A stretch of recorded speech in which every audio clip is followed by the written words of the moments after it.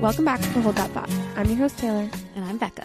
As you know, last week we wrapped up our first mini-series, a batch of 5 episodes on building a home in your mind. All of those episodes were related to the intrapersonal within ourselves, how to make sense of our minds, etc. We're kicking off mini-series number 2 called Working Together, Elements of Interpersonal Relationships. And this is really going to be thinking about exploring topics concerning things between people across a wide range of issues that we've been curious about over the past few months. Yeah, to whet your palate a little. We're going to be talking about codependency, jealousy, the social compact, language, and much more. Stay tuned. Stay tuned. All right, girl. How was your weekend? Weekend was good. Weekend was really... Spent entirely with you.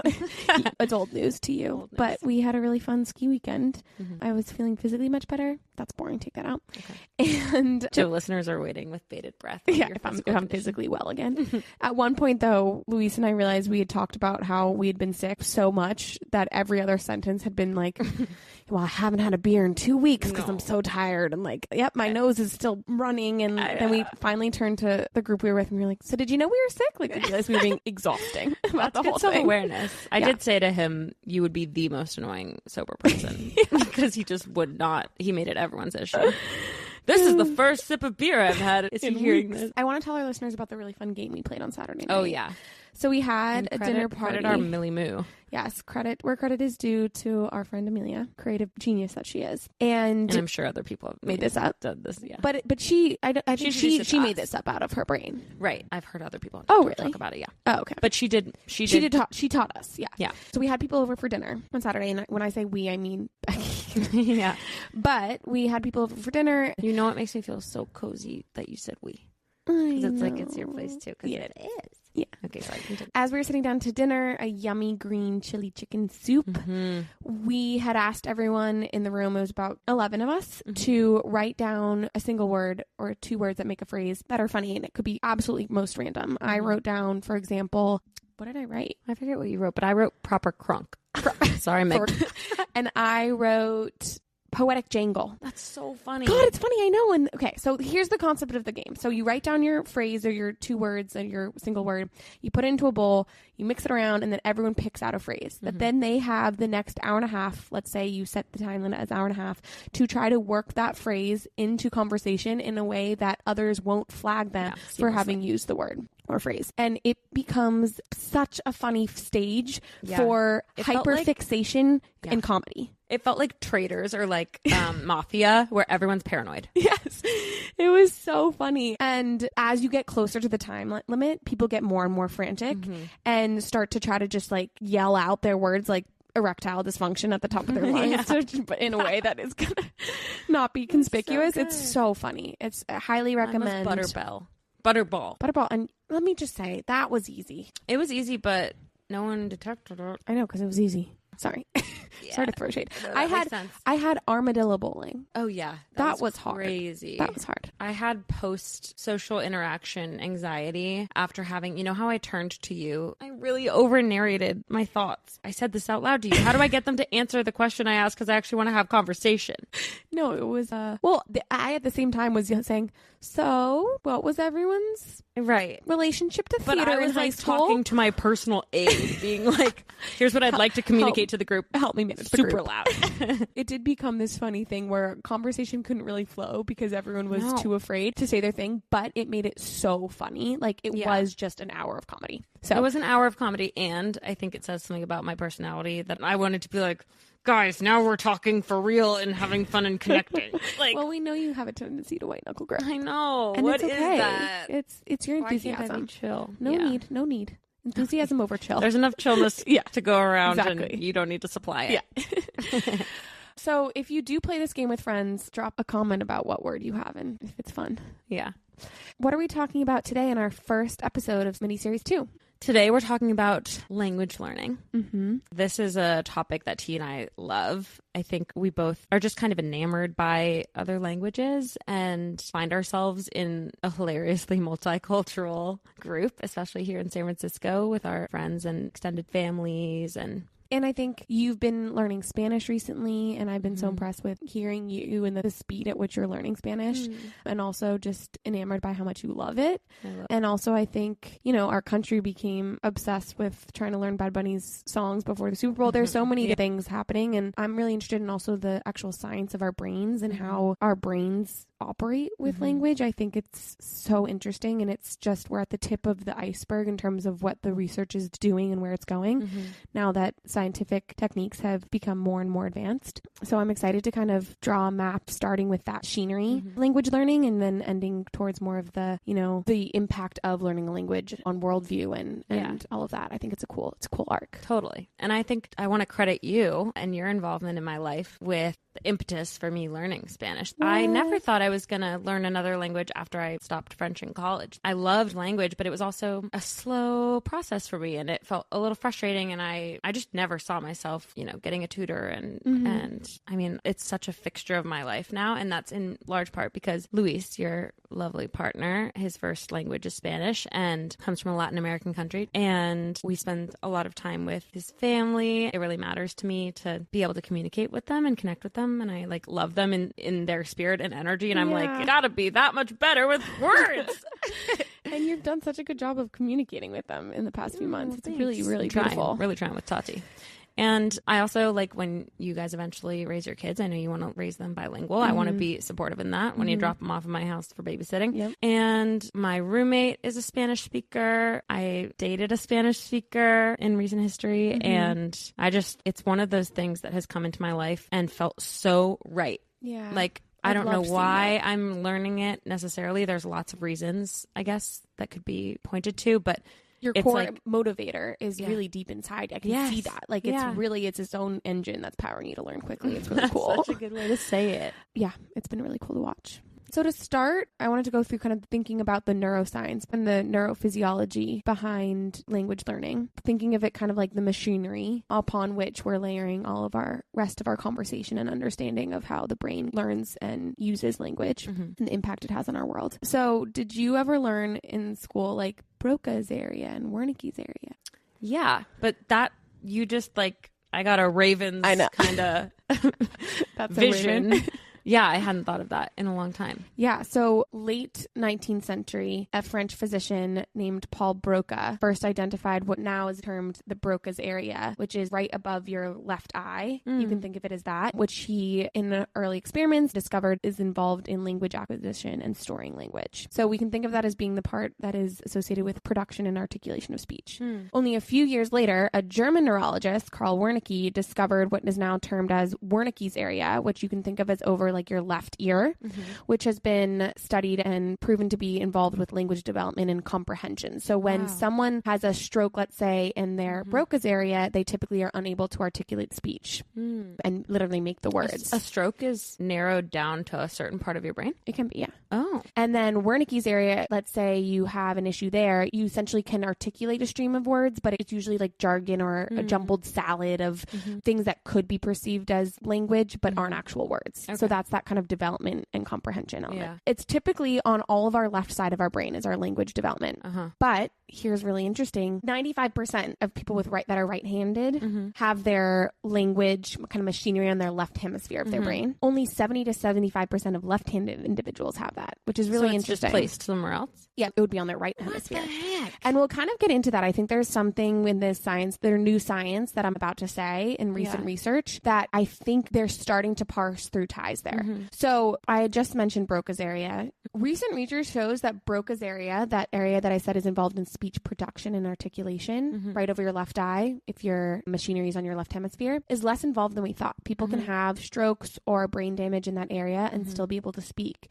Because recent research is showing that areas of the motor cortex are probably more involved. So the area that's closer to what has a map of our body, how we move our right hand, our left hand, how we tell our brain to move our arm, that area, there's research that shows there's a map right next to that is actually holding all of our language, more so than Broca. Isn't that cool? Wait, what do you mean there's a map? So, great question. We got a whiteboard in our brains. Kind of. So, there is a map of her entire body in our motor cortex.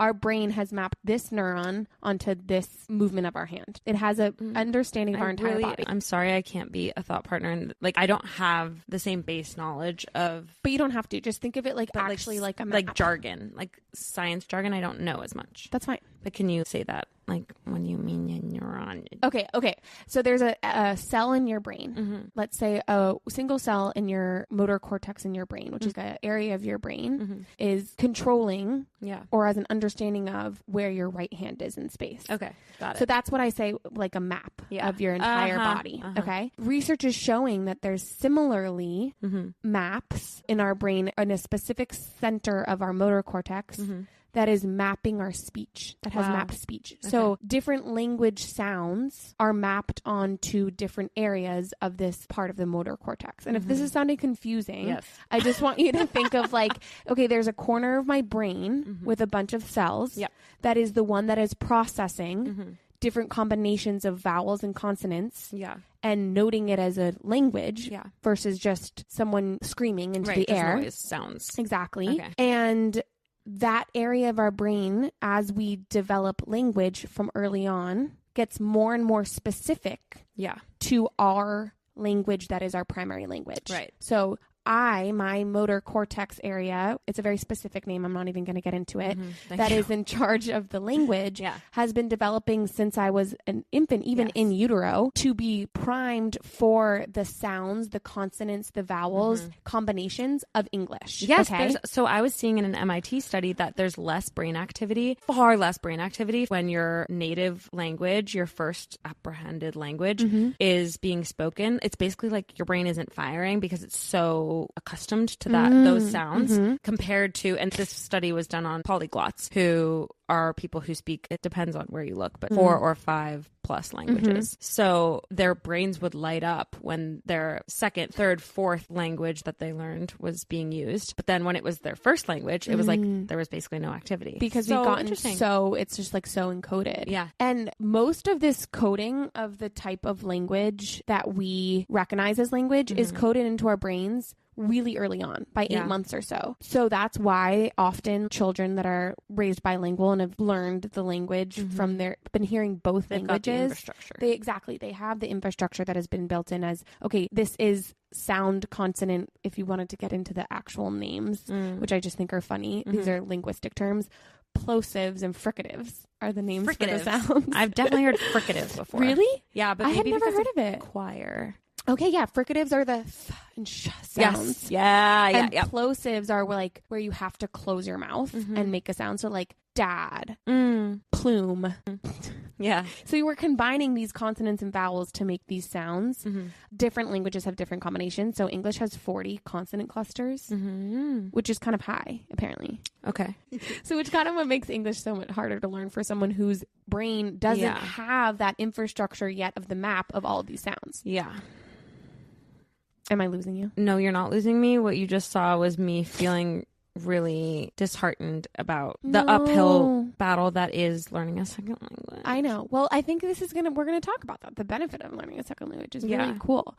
No, I love it. And I'm like, wow, I wish I had the infrastructure. Right. Yeah, that's fair. Okay. We have understanding of these consonant clusters or like inventory of the language encoded into our brain pretty early on. Like I said, 8 months. A study was done with children that were born in China and then were adopted into French families. They grew up speaking purely French, you know, with undetectable accents or anything. But when sounds that were played that are present in the Mandarin language, the left-hand side of their brain still lit up. So then they did it where only French speakers, Does that make you emotional? Well, let me just finish. So someone who was born in France as a French speaker, when they heard the sounds that are present in the Mandarin language, the right side of their brain lit up. So it was more auditory processing, not going to the place where the language is processed or the language is mapped, which is crazy. It shows that this understanding of Mandarin as a language was coded into their brains at like 8 months. This early language exposure is so cool for initial learning and our brain development. Makes you think. It really makes you think. One other thing about the neuroscience, and then we'll get into some of the fun stuff too. Mm-hmm. We're not there yet. No, we're here. It's so interesting, right? It's so interesting. I think it's so fun to geek out about the brain. And I was listening to this researcher, Dr. Eddie Chang. He is the chief of neurosurgery at UCSF, and he does a ton of research around language, speech, linguistics. Wow. And he often partners with other professionals that are working in linguistics to kind of get that dual-sided understanding of both machinery and the implications. And they were doing work with bilinguals to understand where exactly their two different languages are stored.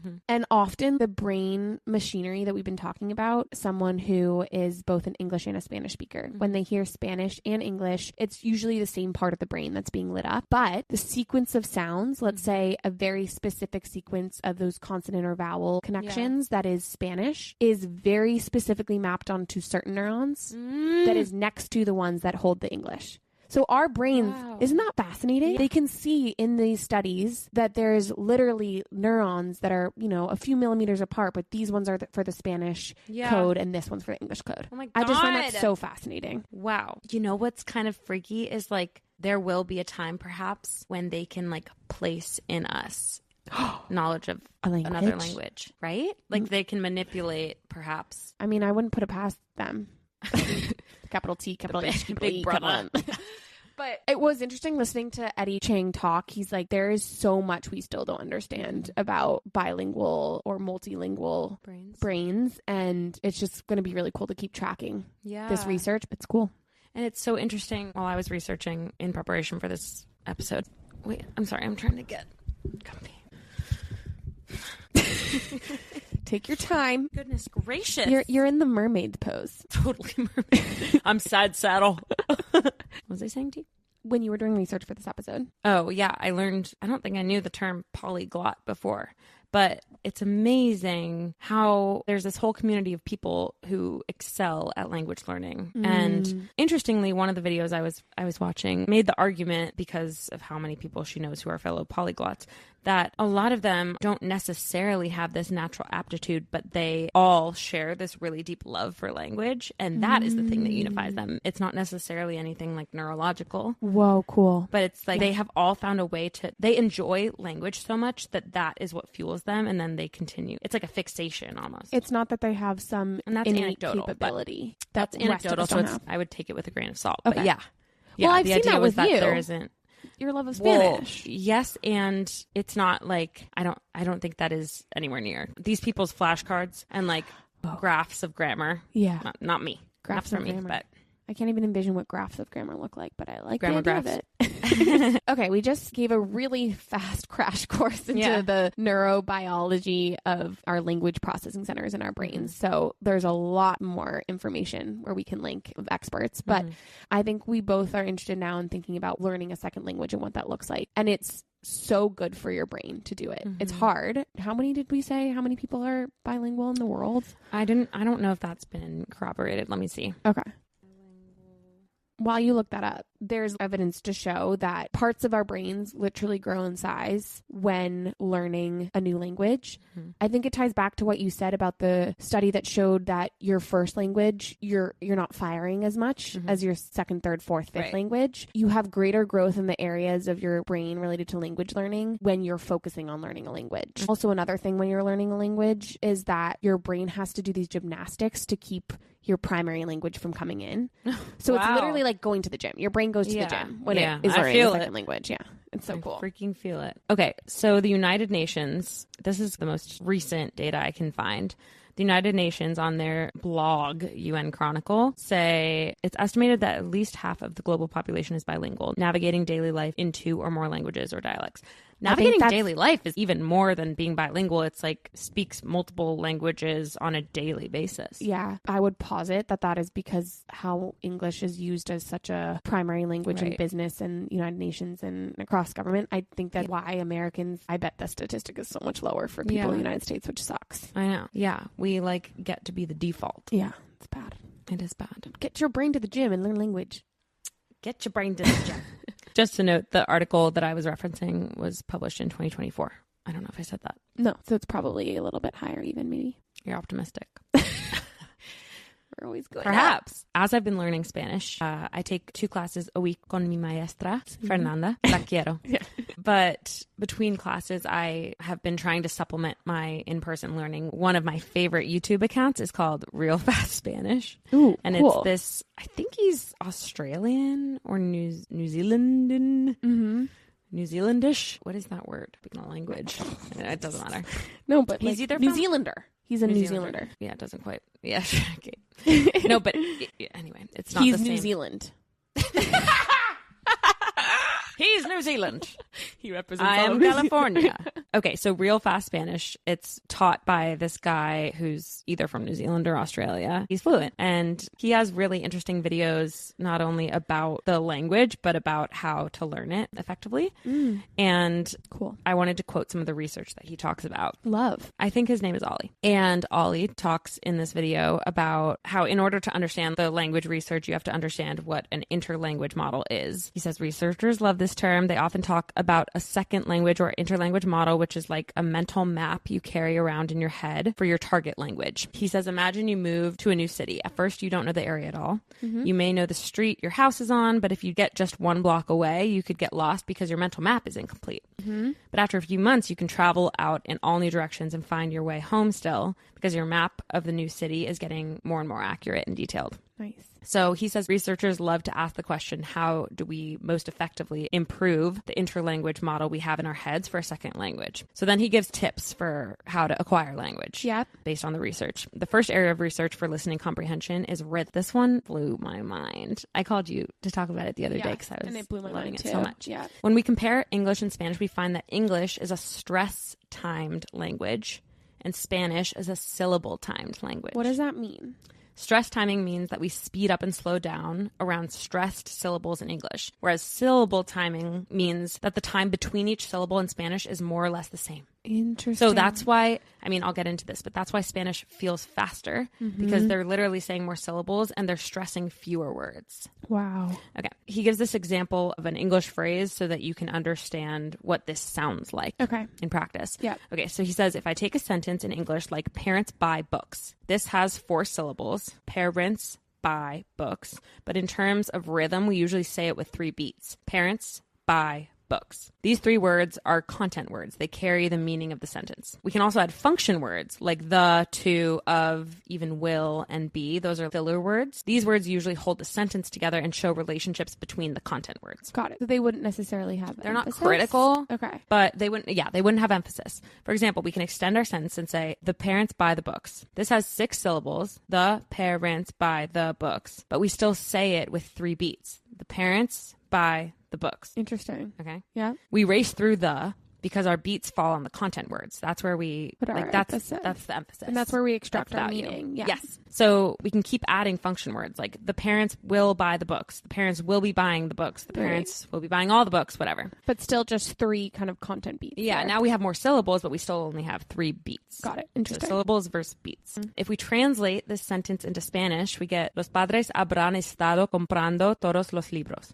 That sentence has about 16 syllables, all more or less equal in weight. Yeah, so we don't rush through los, for example, which we rush through in We give it its English. due time. Yeah. Yeah. So when you compare English and Spanish, it can feel like 3 beats versus 16 syllables to transmit the same information. That's why it feels fascinating. fast. So that makes so much sense. How does that knowledge impact how one would learn Spanish or learn how to understand question, because Spanish? he answers that. And I'm quoting him so much because I think one, he's the expert, and 2, he's collated all the data, and 3, because he phrases it well.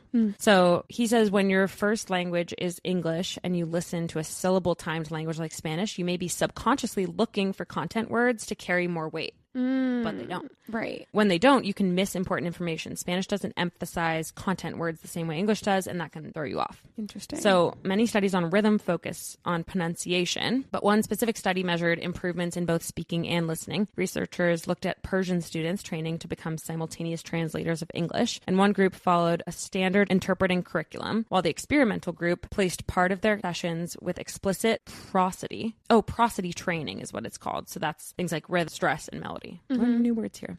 They worked on function words versus content words and practice drills like the one we discussed. So like with like tagging with kind of beat time. Yeah, he literally suggests, I tried to do this and it's really hard, but he turns on a metronome in the video and he's like, los padres, the results showed that the experimental group performed better in simultaneous interpretation. I also saw he really recommends looking at people's, how they form the actual words, like looking at the mouth and how the mouth moves. Yes.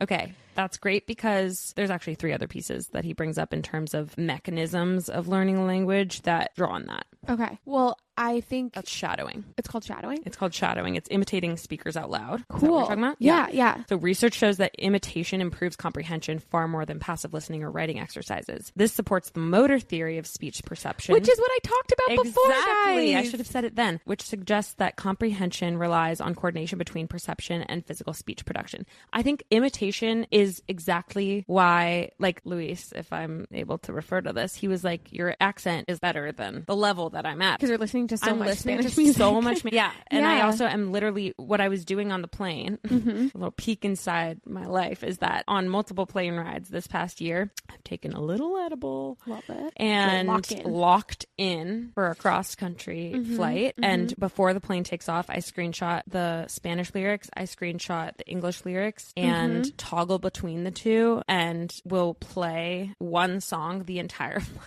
Yeah.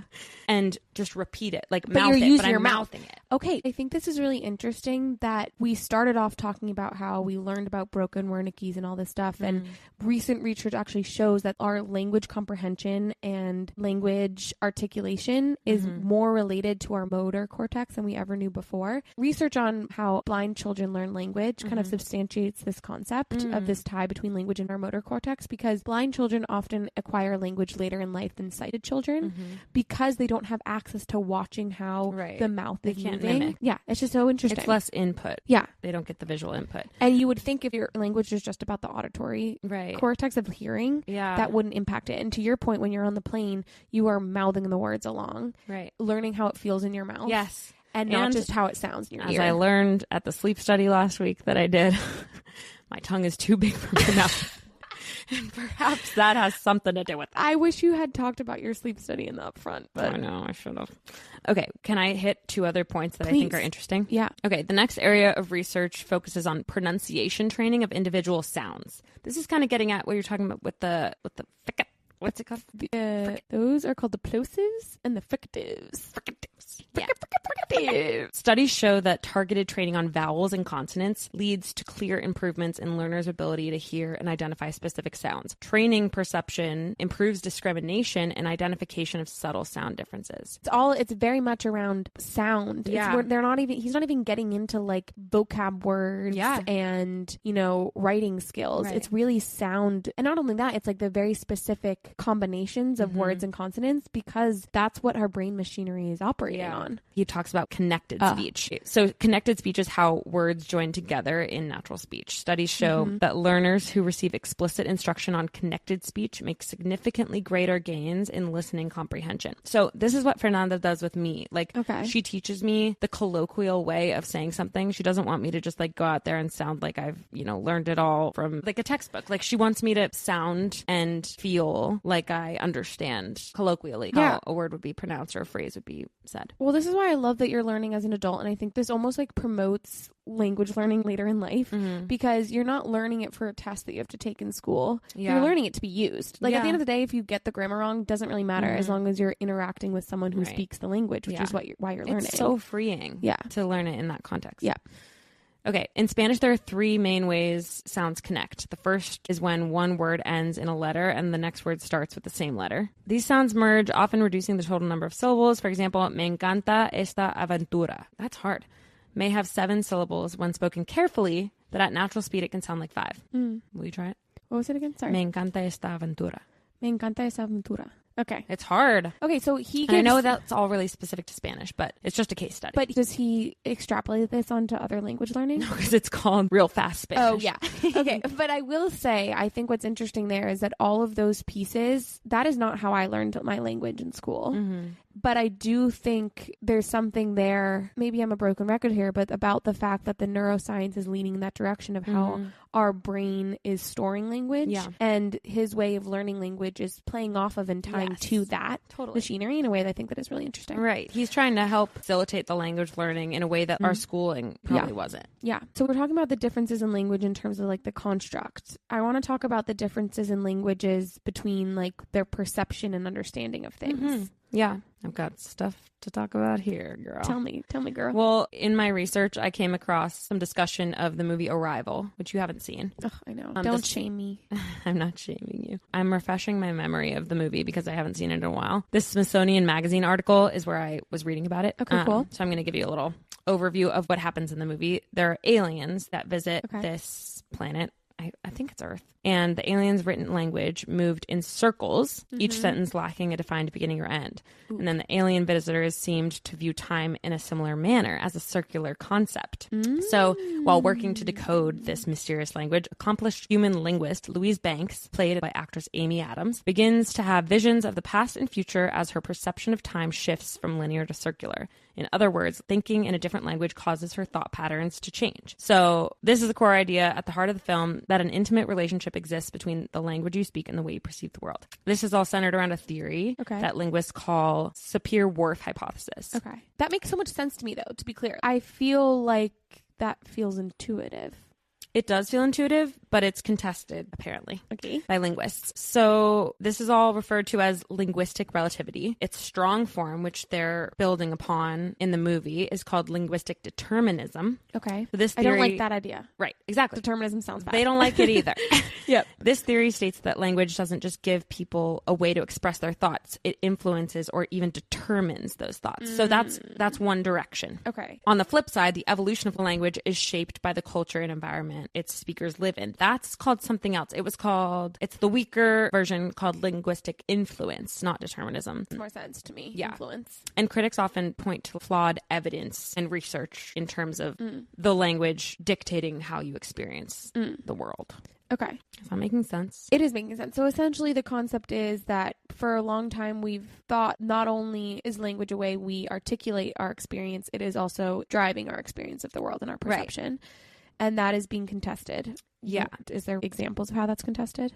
Or no? This article talks about how it's controversial because it challenges what's called universalist views of cognition, meaning that all humans acquire, like cognition is something that is independent of language. Or it's emotion, like human-based. Or the human experience is human-based versus like the way we go about describing it. It also lends itself to being able to ascribe a hierarchy or a value of one language perception over another if you're claiming that difference. So I can see how it could be weaponized. That's a really good point. I do think, I mean, there are languages that have concepts that we love to have language for. Like, think about the concept of hygge, right? Yeah. Like, that isn't a word in English. It's a word in Norwegian. Dutch, I think. Thank you. Is it? Yeah, it's a word in Dutch, and it embodies this philosophy of coziness and contentment, and we didn't have a word for that in English, but we love it so much that we've adopted it. We needed to add a word to it to start to articulate that experience. That's not to say that we've never experienced cozy contentment, but you can't say cozy, warm experience of an environment. That doesn't get to the emotion as easily as having a word that encapsulates it, because that word goes directly to the images that it's paired with almost, I feel like. Yeah. And that goes to show that like there is an impact of language on what you're valuing in the world almost, right? I guess when you think about language as functional, the reason that we even created language was for a function. It was to be able to communicate, to then be able to survive. Yeah. Right? Yeah. So when you think of it in terms of function, you would obviously create a word that is often experienced because it's a shorthand. We're all about efficiency evolutionarily. Yeah. And when we want to adopt a perception of the world from a different culture and language, we bring that word into our language. We can't just go around saying something like coziness, because that's not what hygge is, and we all have gotten on board with that it's not it, and so we adopt the word hygge as this English concept as well. I love that. A quote I saw recently on TikTok that I really loved was, "You live a new life for every new language you speak. If you only know one language, you only live once." Oh, It's generally attributed to a Czech proverb, apparently. Well, I love that. There's this positive psychologist who lives in London. His name is Dr. Lomas, and he's developing something called the positive lexicography. Ooh. Is that how you say that Lexicography? word? Yeah, wow. Lexicography? Well, that's funny because Spanish words I learned, you stress the middle syllable. Lexicography. Oh, I've been thinking, lexicography. I'm like learning about Spanish emphasis. I'm thinking all the time about English emphasis too. That's cool. That's giving you a perspective that you normally don't put on talking. But he's you could use a little bit more consciousness in your speech. He's putting together this index of what he calls untranslatable words that are related to well-being across all of world's language, because he feels like we all have something to learn from these words that are around well-being that aren't translated, because it brings into our minds a element of well-being that our language might not facilitate us having, which is so cool. I love that. Hugo was one of them. There was another one in Chinese, Wu Wei. It's a Taoist principle, and it means non-doing. It's the concept of when you're most in your flow and you're not forcing outcomes from the universe. Yeah. You are not forcing anything. It's effortless. Yeah. It's its most effective doing. It's such a Taoist principle. We are so not like that in our Western ways. I'm going to go on a tangent, and I want you to bring me back. Okay. But I cannot wait to go on this journey. I won't be able to be contacted in this realm. How do I contact you? It's kind of an Interstellar type thing. Go to the bookshelf. I have had like real grief learning Spanish and I would love to be able to shed this desire, but there's something, or this preoccupation. Estoy preocupada. You're worried. I love that too, because I'm like, okay, worry and preoccupation. Like we have a word for preoccupation, which is preoccupation. Yep. But then we also have worry. It's just funny. Okay. I'm preoccupied by this kind of grief I'm experiencing that I will never experience another language as my native language. Yeah, I know. Like I have deep sadness around the fact that I'm never going to know a language so well that it's bone deep in the way that you do when you're born into that setting. And I'm sure you can contest it. I completely agree with you in that we are never going to have the memories related to language. Like your early memories were not encoded into your brain in anything but English. So anytime you're thinking about early memories, it's going to be in English. Yeah.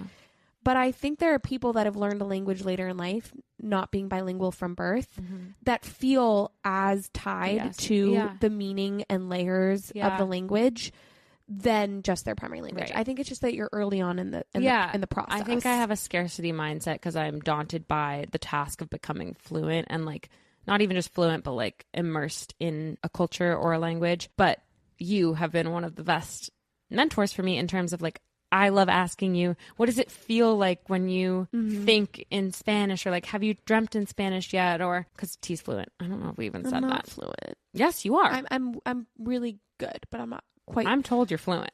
All right. By Spanish speaker. Like I love hearing you tell me, here's what it feels like compared to what it felt like. Yes. When I was learning. Yes.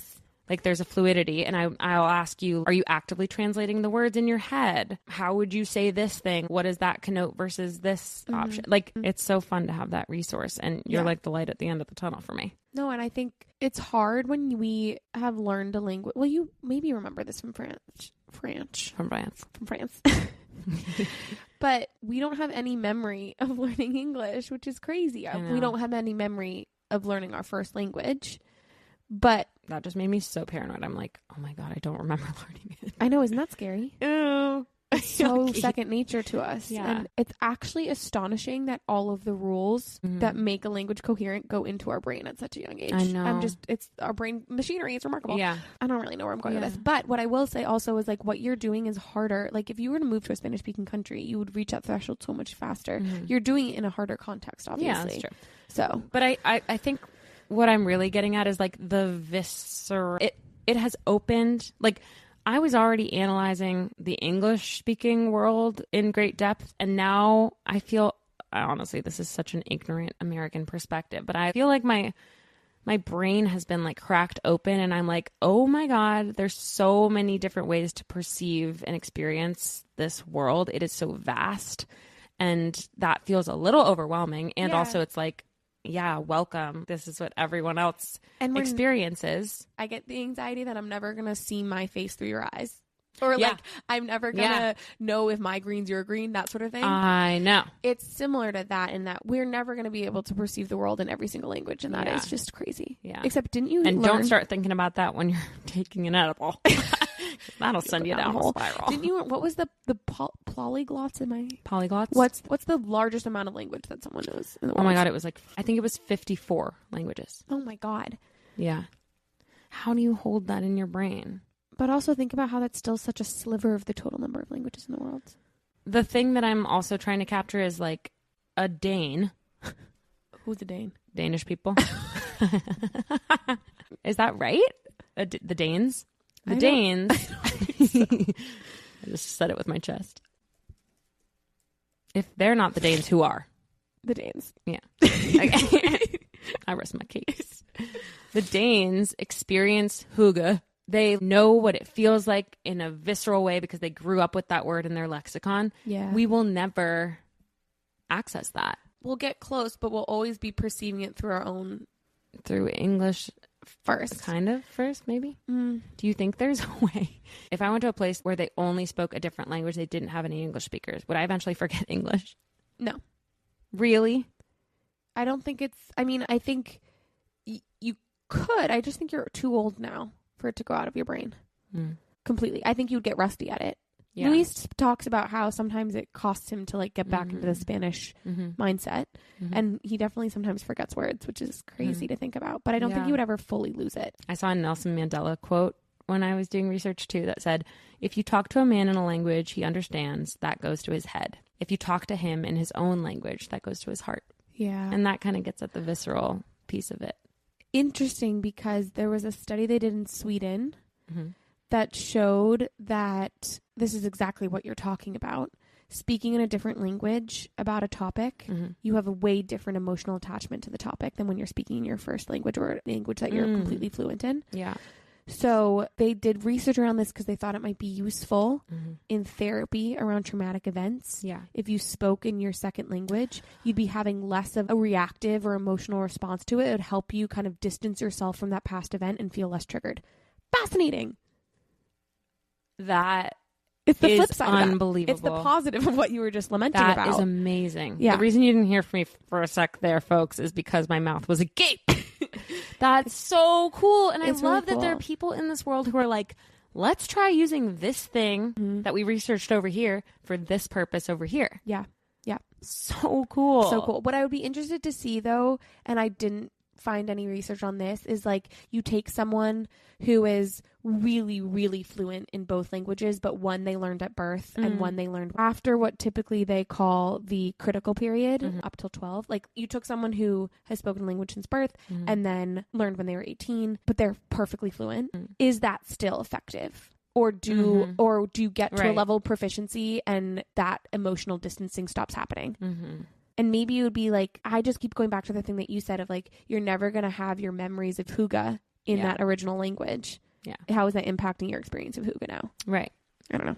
No, I love that. It's all so wild. It's wild. And I think that's why it's so cool. Is like, I feel like we've just scratched the surface of this topic, but that's because the topic of language learning is scratching the surface of our world experience. Yeah. Do you have more? Because I just want to tell them like cool things to look at if they're interested in this stuff. Yeah, I'm done. Okay. If you're interested in language learning or linguistics or just like thinking more about this, there are such fun, amazing resources. I've compiled a handful over the past few months as I've been learning Spanish. Babbel is amazing. It's a language learning app. Way, way, way, way, way better than Duolingo. I'm so serious. Duo, get wrecked. And we're not even sponsored by Babbel. No, but Babbel, I'm obsessed with you. Okay, Babbel's amazing. I love listening to Spanish music, reggaeton. We've talked about it.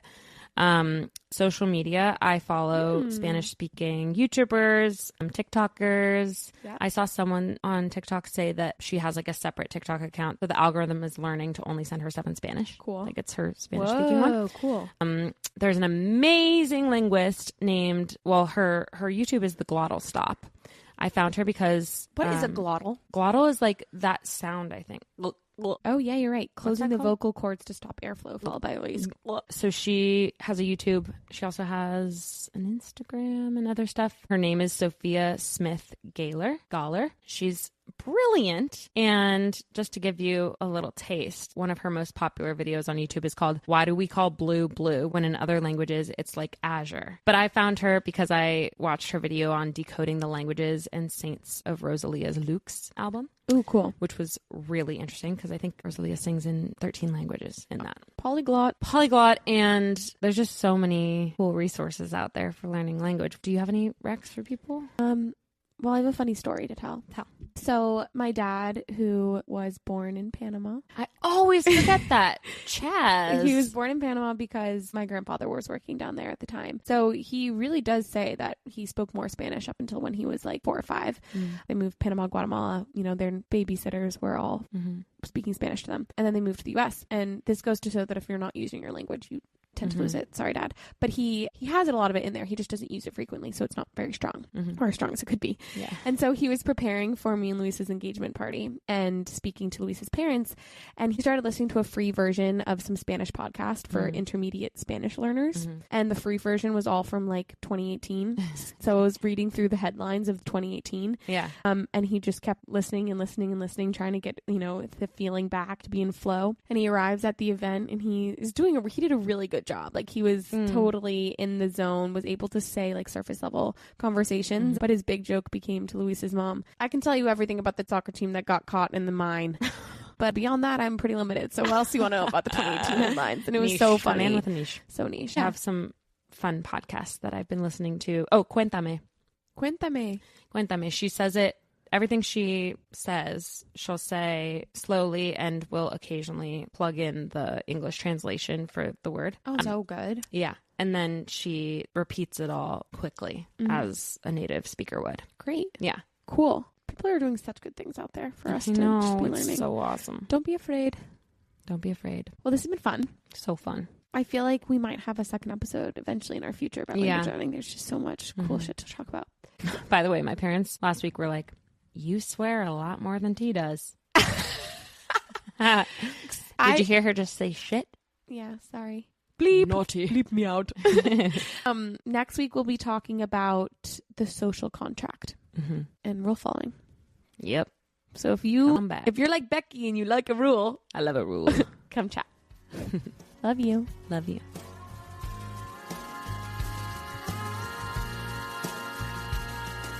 Thank you, Phoebe Fry, for this episode's music. And thank you, Emily Kiernan, for the beautiful cover art. If you like this episode, please like, share, and leave a comment. And we'll see you next week.